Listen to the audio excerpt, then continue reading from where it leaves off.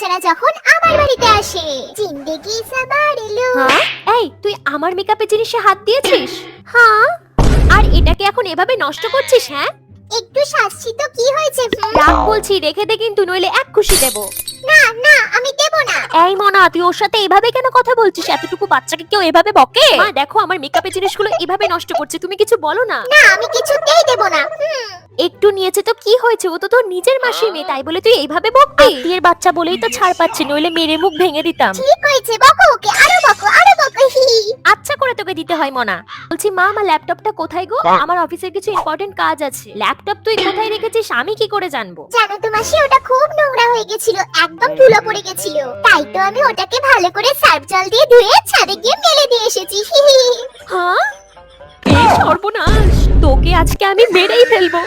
ছেড়ে দে মনা, ছেড়ে দে, কিছু করিস না ওকে, ছেড়ে দে, তোর ব্যাং ভালো লাগে না।